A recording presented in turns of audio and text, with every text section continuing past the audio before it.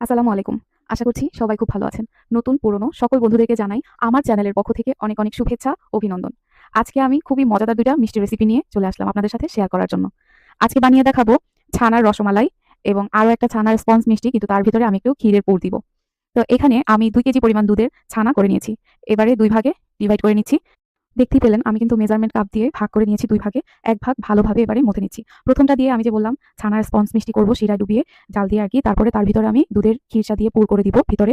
যেটা কিন্তু আপনারা দোকান থেকে অনেক দাম দিয়ে খান। কিন্তু বাসায় বসে এইভাবে খুব সহজে বানিয়ে নিতে পারেন। তো এই পর্যায়ে আমি ছানাটা যখন মথে নিলাম এর ভিতরে ১ টেবিল চামচ চিনি নিয়ে নিলাম। তাহলে মিষ্টিটা কিন্তু একদম যখন শিরায় আমি চুবাবো বা জাল দিব তখন ভিতরটা খুব সুন্দর জালি, জালি হবে। এরপরে আমি বাকি যে ১ ভাগ রেখে দিয়েছিলাম ছানা, ওইটাও কিন্তু সেম প্রসেসে ১ টেবিল চামচ চিনি নিয়ে ভালোভাবে মথে নিচ্ছি। তো এটা এত একটা প্রেশার দিয়ে খুব একটা যে মথতে হবে এমন না। এমনিতেও হবে। আমি যে বললাম রসমালাই বানাবো। তো আমি এবার রসমালাইয়ের শেপটা দিয়ে নিচ্ছি। হাতের তালুতে নিয়ে গোল, গোল করে এরকম ছোট, ছোট করে বল, বল বানিয়েছি। প্রায় ২৮ টার মতো হয়েছে আমার এই রসমালাইটা। নেক্সট যেটা বানাবো মথে রেখেছি। ওই